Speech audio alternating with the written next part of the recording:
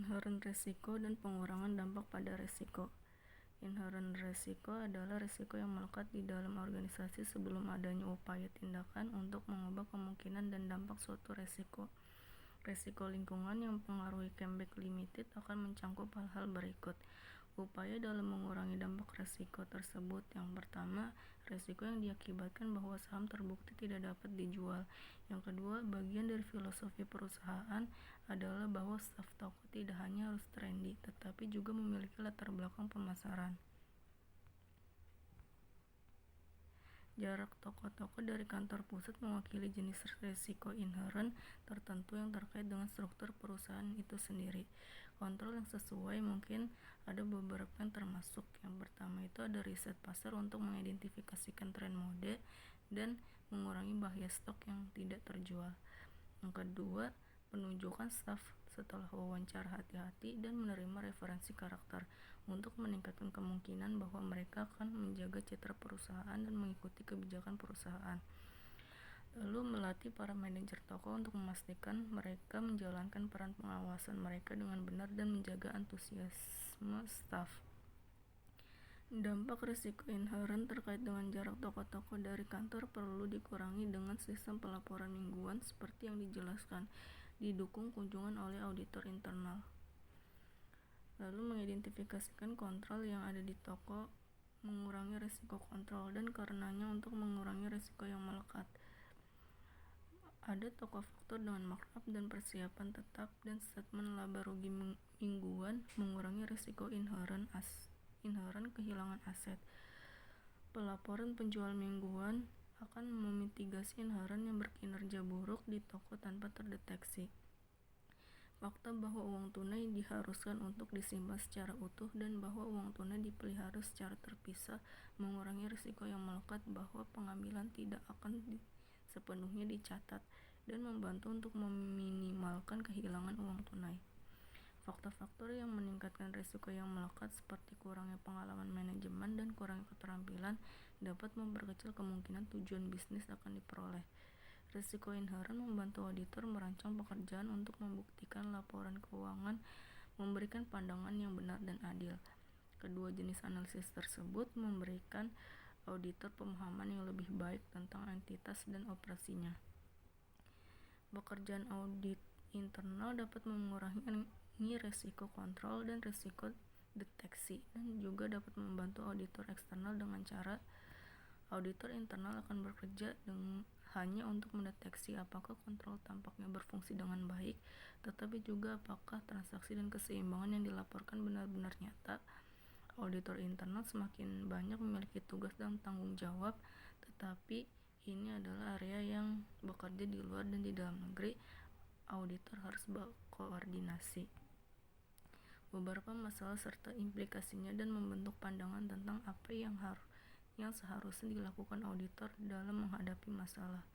Masalah yang pertama, pihak internal yang gagal untuk memenuhi persyaratan manajemen dan eksternal auditor mempunyai risiko yang tinggi. Jawabannya, auditor eksternal harus memutuskan apakah staf audit harus melihat lebih banyak atau mengubah ruang lingkup audit. Jika secara umum dipikirkan tentang pekerjaan auditor internal, auditor eksternal mungkin harus meninjau kembali ketergantungan keseluruhan pada audit internal. Dengan kata lain, ruang lingkup ekstensi umum mungkin diperlukan. Masalah yang kedua, untuk melihat persediaan di tangan dan untuk mengetahui apakah ada penjualan yang dilakukan sehubungan dengan barang yang bersangkutan. Jika tidak ada catatan transaksi apapun, mungkin ada kesalahpahaman sederhana atas uang tunai.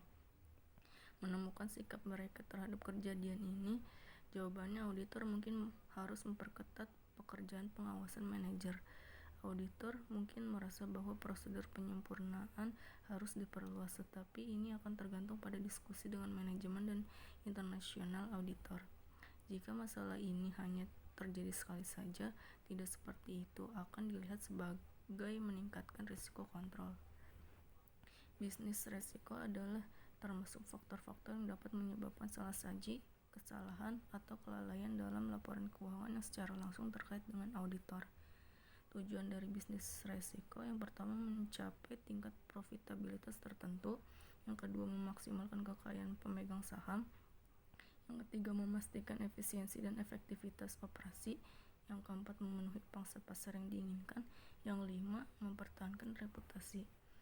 Dampak dari bisnis resiko: meningkatkan audit dasar atas laporan keuangan dan mengurangi kemungkinan kesalahan kesimpulan akan tercapai.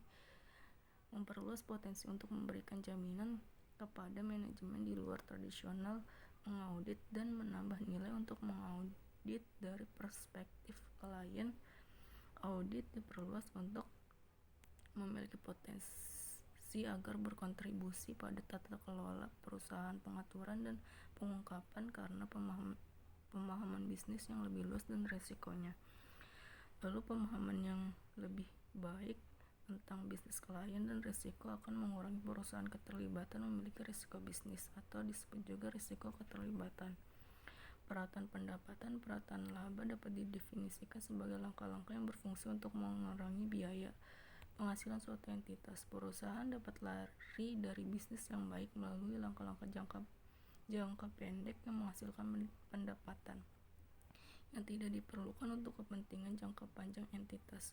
Untuk pelaporan secara ringkas, contoh metode bisnis yang baik yang akan menghasilkan perataan laba adalah rencana bonus karyawan yang dikaitkan dengan pendapatan perusahaan yang akan meningkatkan biaya di tahun-tahun yang baik dan mengurangi mereka di tahun di mana mereka pendapatannya itu lebih rendah.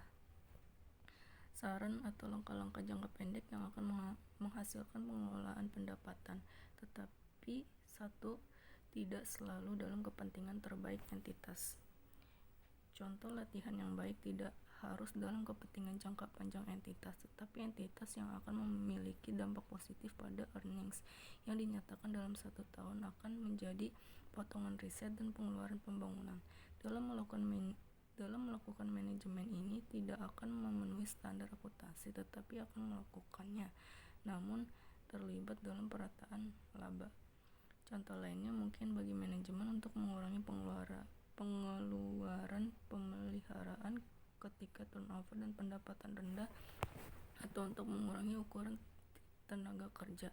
Langkah-langkah ini jelas akan berdampak pada pendapatan, tetapi mungkin kontraproduktif dalam jangka panjang. Menyarankan prosedur yang diadopsi manajemen untuk mengelola pendapatan dengan cara curang yang dapat mengganggu standar akses. Apakah menurut Anda mudah bagi auditor untuk melakukan deteksi manajemen laba yang curang? Salah satu contohnya mungkin hutang yang harus dibayar dan biaya barang yang dijual di tahun-tahun di mana pendapatannya dilonggarkan dan menghilangkan aset seperti piutang di tahun-tahun yang lalu. Proses audit untuk mendeteksi manipulasi semacam itu akan mencakup mencari kewajiban yang tidak dapat dipesan kembali dengan menggunakan prosedur seperti mensirkulasi pemasok dan meminta mereka untuk melaporkan saldo utang mereka pada akhir periode, atau dengan memulai pelanggan yang membeli secara kredit dengan cara yang sama. Auditor mungkin juga dapat mendeteksi perubahan abnormal dalam pos akun pada saat analisis. Alasan mengapa manajemen mungkin ingin terlibat dalam pemasukan pendapatan atau manajemen laba secara umum. Manajemen mungkin menikmati perataan laba jika laba telah dipengaruhi secara negatif atau menguntungkan oleh kondisi yang tidak mungkin diulang. Dengan kata lain, penghasilan lancar mungkin menjadi panduan yang lebih baik untuk pendapatan masa depan. Remunerasi orang-orang kunci dalam entitas sering dikaitkan dengan laba yang dilaporkan. Manajemen laba dapat digunakan untuk mempengaruhi keputusan oleh investor dan analisis eksternal. Yang terakhir ini mungkin sangat penting jika perusahaan memiliki untuk mengeluarkan saham baru untuk membayar akuisisi dari perusahaan lain. Dalam keadaan reorganisasi perusahaan atau pengambil alihan manajemen yang diusulkan, manajer mungkin cenderung membuat ketentuan yang berlebihan. Di tahun-tahun berikutnya, ketika profesi itu balik dan liabilitas aktual lebih rendah dibayarkan, perusahaan akan terlihat lebih menguntungkan daripada sebenarnya.